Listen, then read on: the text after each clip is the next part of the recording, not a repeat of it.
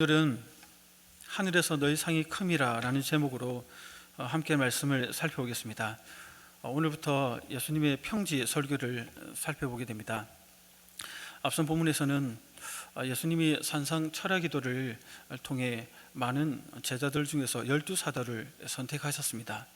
예수님께서 선택하신 12사도들과 함께 내려와 서신 것이 평지였습니다. 그곳에서 집중적으로 말씀을 가르치기 시작하시는데 평지에서 설교하셨다 해서 평지 설교 혹은 평지 수훈이다 이렇게 부릅니다. 마태복음에서는 산상 설교 혹은 산상 수훈이라고 부르기도 합니다. 본문 17절에서 19절은 이 평지 설교의 대상과 또 배경에 대해서 간단하게 설명하고 있습니다. 예수님은 12사도들과 평지에 내려오셨을 때 많은 수의 제자들이 예수님께로 이렇게 모여들었습니다. 예수님이 산에서 철야기도 하시는 동안 산 아래에서 기다렸던 나머지 제자들이 예수님을 이렇게 맞이했던 것이죠. 또 예수님이 계시다는 소문을 듣고 모여들었던 많은 무리들이 또 있었습니다. 그들은 17절에 따르면 유대 사방과 또 예루살렘과 두로와 시돈의 해안으로부터 온 백성들이다 이렇게 얘기합니다. 이들 구성원들을 보면 유대 사방과 또 예루살렘에서 온 자들은 당연히 유대인들이었을 것이고 두로와 시돈의 해안에서 온 백성들은 이방인들이었습니다. 구약시대 엘리야 시대 선지자가 활동했던 그때에 기근이 들어섰죠. 그때 이스라엘 백성에게 보내심을 받지 않고 시돈 땅에 있는 이방인 사렙다의 한 과부 집에 보내심을 받았습니다. 그것이 바로 이 시돈, 두로 이 지역이었습니다. 그러니까 두로와 시돈을 지금 언급하는 것은 시돈 지방의 그 여인 사렙다 과부에게 베풀어졌던 하나님의 은혜를 떠오르게 만드는 것이죠. 즉 하나님 예수님의 구원의 은혜가 지금 이방인들에게까지 영향을 끼치고 있었음을 우리에게 알려주고 있습니다. 예수님을 보고자 모여들었던 이런 구성원들은 보시면 이방인들 또 유대인들이 함께 섞여 있었습니다. 이들은 예수님께 나와 말씀을 듣고 또 병도 치료받고자 했습니다. 여기에는 더러운 귀신들에게 고난을 받다가 또 치료받기 위해 온 자들도 있었습니다. 누가복음 4장 우리 앞서 살펴봤던 그 내용 중에 보면 온갖 병자들에게 손을 얹고 기도해 주실 때 귀신이 나가는 그런 역사들이 일어나죠. 누가복음에서는 질병과 귀신 들림을 자주 하나로 묶어서 연결해서 언급하고 있습니다. 물론 모든 병이 귀신 들림의 결과는 아니지만 당시에 귀신들의 그 활동과 병이 관련이 있음을 누가복음에서는 많이 강조를 하고 있습니다. 이러한 여러 이유들로 인해서 모인 무리들은 어떻게 하든 예수님에게서 치유를 받기 위해서 예수님을 만지려고 애를 쓰는 그런 상황 속에 있었습니다. 많은 무리들이 예수님께 다가서려고 서로 밀치고 또 끼어들고 어떻게 하든 앞으로 가려고 하고 있었고, 또 많은 제자들은 예수님을 둘러싸서 보호하고 아마 있었을 것이고, 또 산에서 내려온 12사도들은 예수님 앞에 함께 있는 그런 상황 속에 있었습니다. 이런 상황 속에서 예수님이 가장 먼저 하신 일은 치유 사역이 아니었습니다. 오늘날 치유 집회에서 하듯이 다 일어나게 해서 장풍을 쏘고 그래서 넘어지게 하고는 다 나았다 이렇게 외치는 이런 방식으로 행하지 않으셨다는 것이죠. 물론 그렇게 하셔도 예수님은 그들을 다 낫게 하실 수 있는 능력이 있었을 것인데도 먼저 치유 사역을 하지 않았다는 것입니다. 그런 모든 치유 사역을 제쳐두고 가장 먼저 한 것은 또 누구를 가장 먼저 대상으로 삼았냐면 12사도들을 대상으로 삼고 평지 설교를 시작하고 계신다는 것입니다. 여기서 마태복음의 산상 설교와 이 평지 설교를 시작할 때 좀 비교해 볼 필요가 있습니다. 분량면에서 보면 누가복음의 평지 설교가 산상 설교의 양보다는 훨씬 적습니다. 마태복음 5장, 6장, 7장 세 장에 걸쳐서 있지만 여기서는 이 한 장 안에 끝납니다.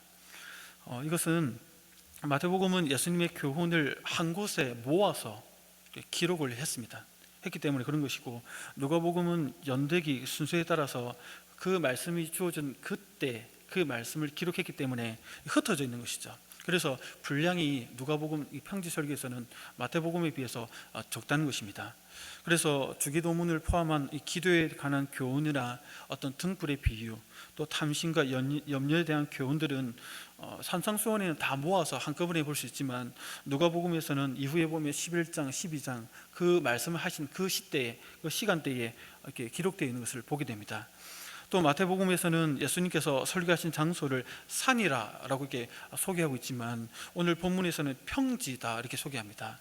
그래서 어떤 학자들은 서로 다른 설교를 말한다 이렇게 얘기하지만 꼭 그런 것은 아닙니다. 평지는 산 아래의 평원을 얘기하는 것이 아니라 아예 산에서 다 내려왔은 우리 김해 평야처럼 이런 곳을 얘기하는 것이 아닙니다. 그 산 위에 있는 평평한 지역을 일컬을 때 평지다라는 표현을 쓰고도 있기 때문에 같은 장소를 마태는 산으로 이렇게 표현하고 있는 것이고 또 누가는 그 장소를 평지로 표현하는 것으로도 볼 수 있다는 것입니다. 그러니까 이 둘은 동일한 설교 그 장소에서 했다고 보아야 자연스럽습니다.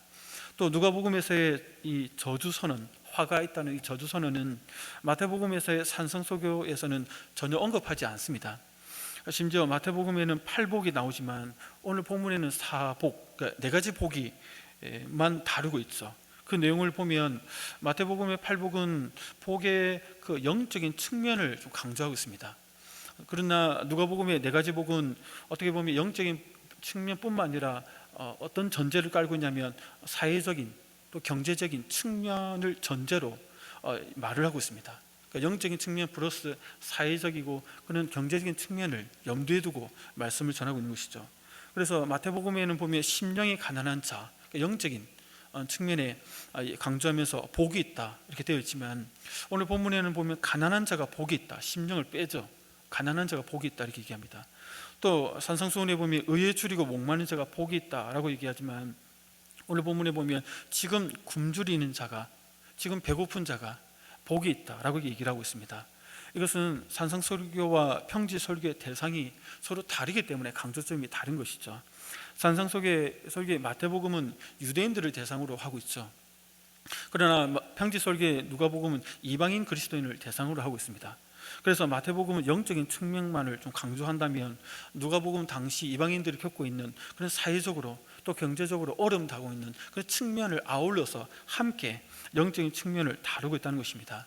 그러나 여기서 오해해서는 안 될 것이 있습니다.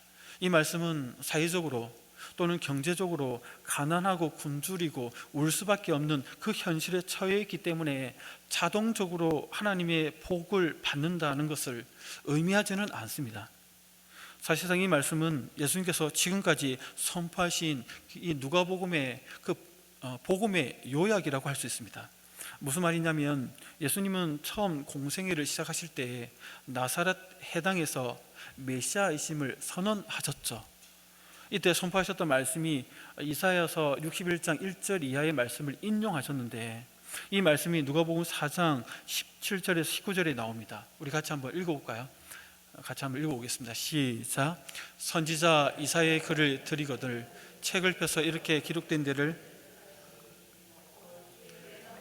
내게 임하셨으니 이는 가난한 자에게 복음을 전하게 하시려고 내게 기름을 부으시고 나를 보내사 포로된 자에게 자유를, 눈먼 자에게 다시 보게 함을, 눌린 자를 자유롭게 하고 주의 은혜의 해를 전파하게 하려 하심이라 하였더라.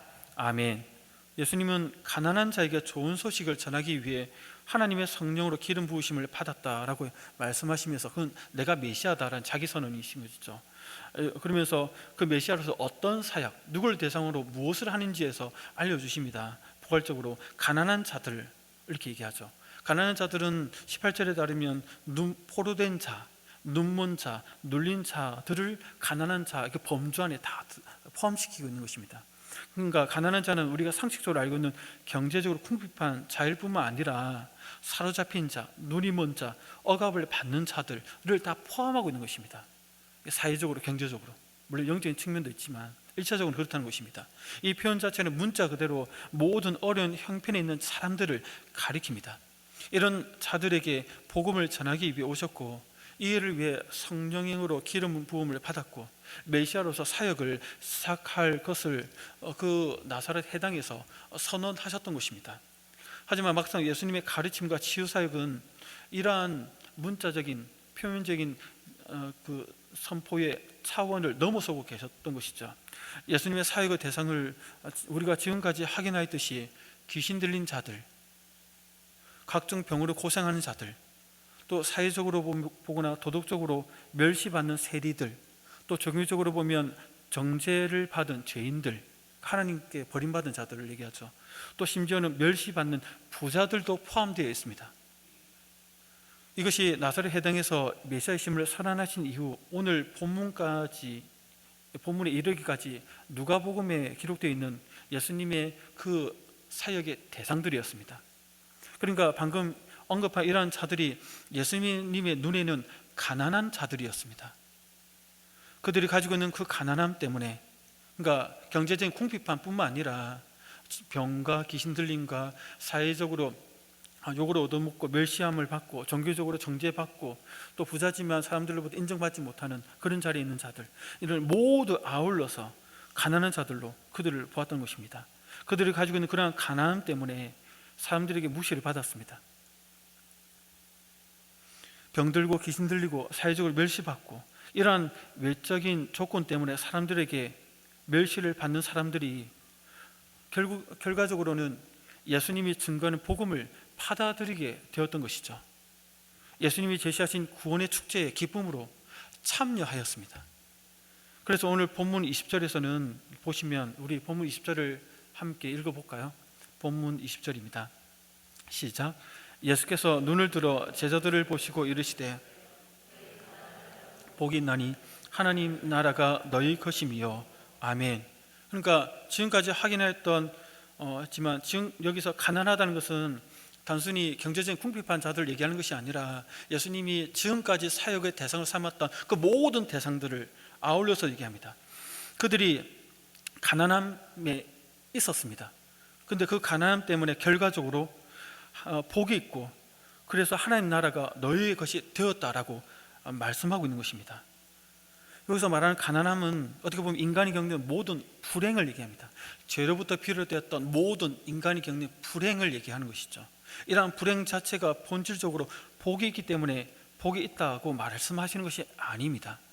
불행은 불행일 뿐입니다. 그러나 이 불행한 것들 때문에 복음을 받아들일 수 있는 열린 마음을 갖게 되었습니다.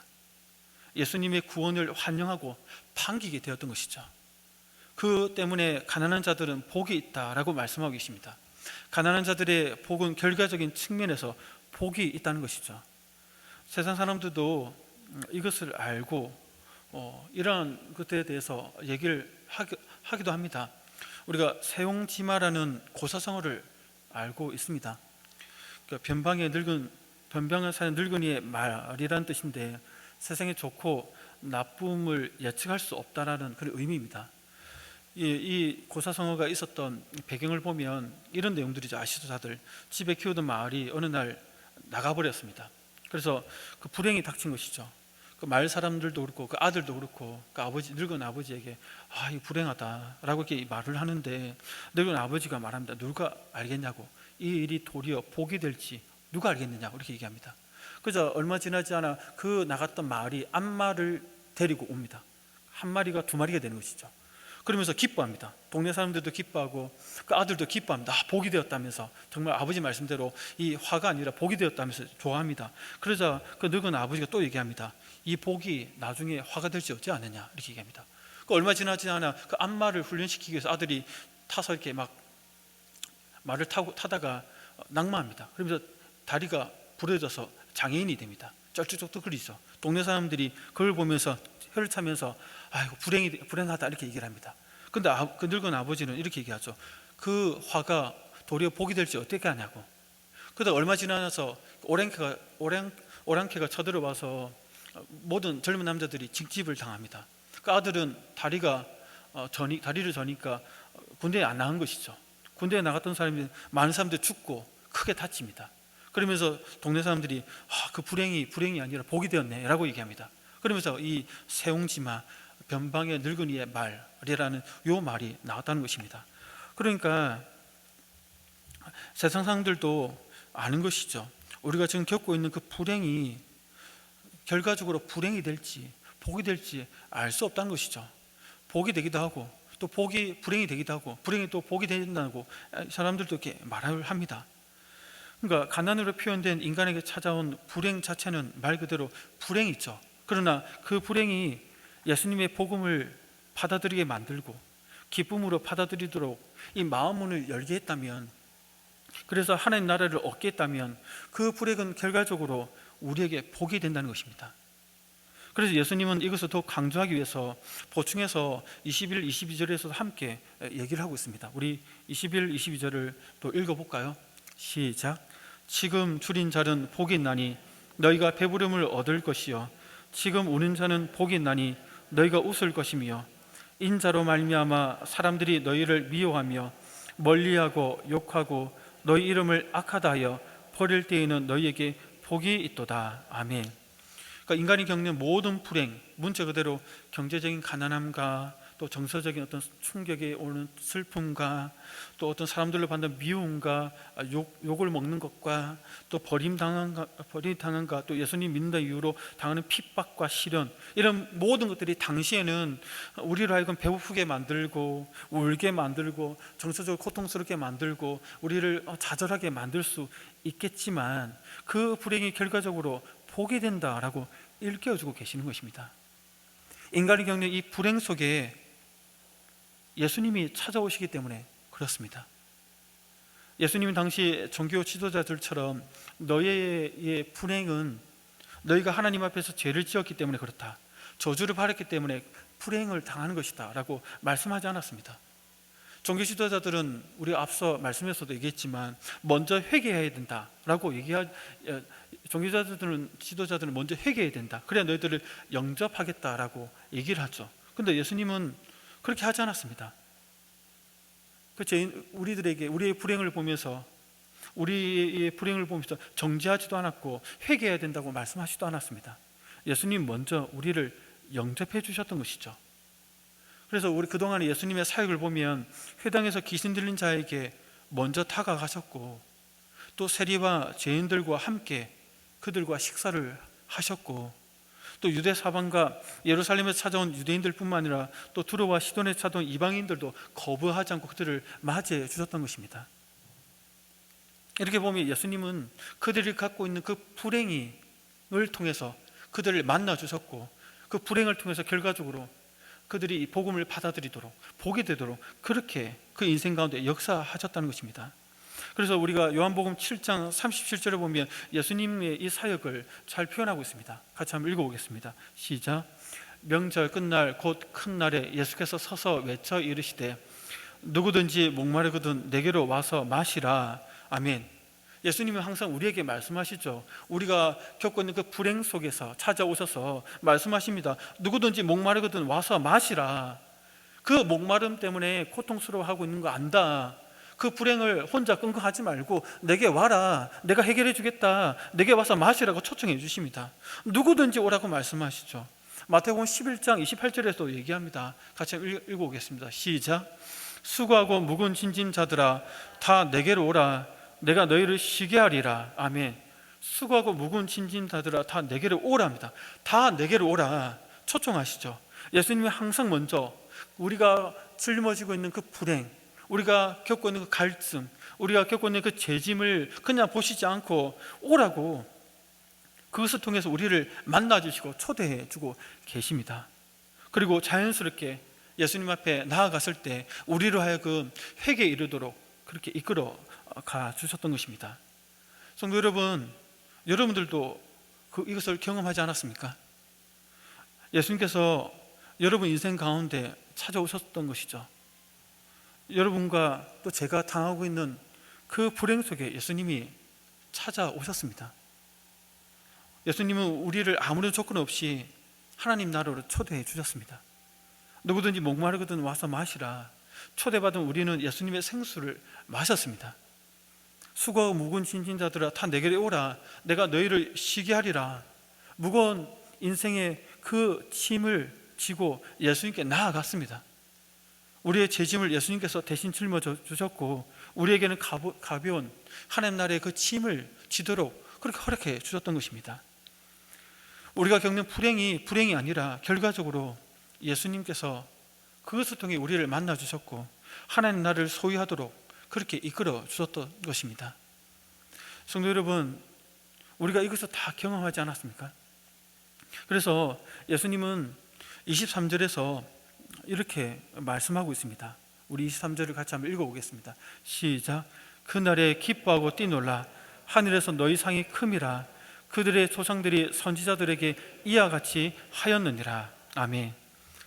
실제로 그러한 불행한 삶을 살았지만 결과적으로 하늘에서 큰 상을 받았던 구약의 선지자들을 생각해 보면 알 수 있다라고 그 예로 들어서 말씀하고 있습니다.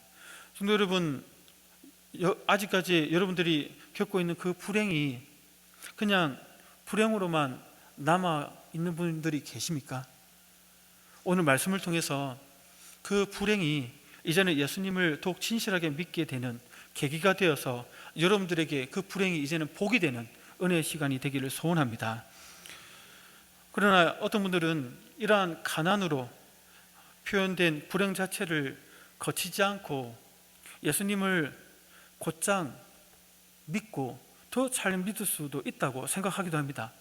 그냥 복을 주시려면, 예수님 믿게 하시려면 그런 불행을 거치지 않고 바로 복을 주시면 되지 않나, 하나님 나라를 소유하도록 이끌어 주시면 되지 않나, 이렇게 생각하기도 합니다. 그러면서 이런 생각을 하죠. 또 세상에서 너무 그런 불행, 고난, 시련 당하지 않고 세상에서도 나름대로 좀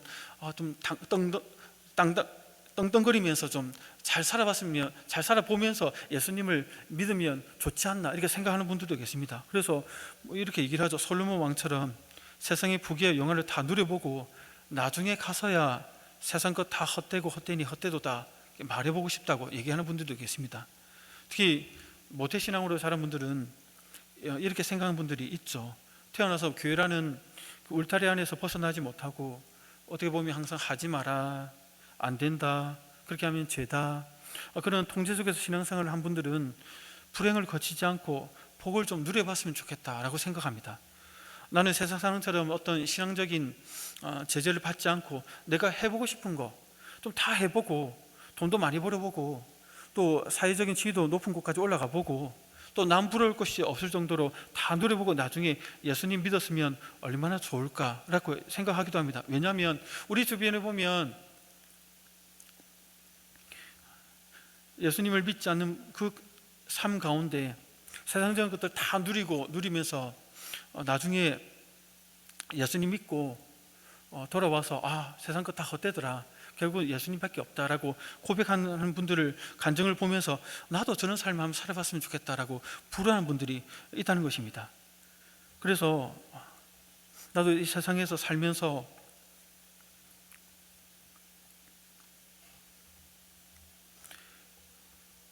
예수님 이름으로 겪는 그 신앙들 좀 겪지 않았으면 좋겠고, 또 신앙이라는 이유로 손해도 안 봤으면 좋겠고, 내가 원하는 삶, 내 속에 내 욕망이 가고자 하는 그 삶대로 한번 살아보고 예수님 나중에 믿어서 나도 그렇게 살아봤으면 좋겠다라고 생각하는 분들이 있을 수 있습니다. 그러나 이 말에 대해 오늘 본문에서 예수님은 뭐라고 말씀하실까요? 불행을 거치지 않고 세상에 좋은 것만 누리고 있다면 과연 복음을 기뻐하며 받아들일 수 있을까라고 우리에게 질문을 던지고 계십니다. 여기에 대해 오늘 본문에서는 예수님께서 24절에서 이렇게 답해 주십니다. 24절을 같이 한번 읽어보겠습니다. 24절입니다. 시작. 그러나 화이실진저 너희 부유한 자여 너희는 너희의 위로를 이미 받았도다. 그런 자들은 화가 있다라고 이렇게 선언하고 계십니다. 왜 그럴까요? 부유한 자들은 너희의 위로를 이미 이 땅에서 받았기 때문이다, 이렇게 얘기합니다.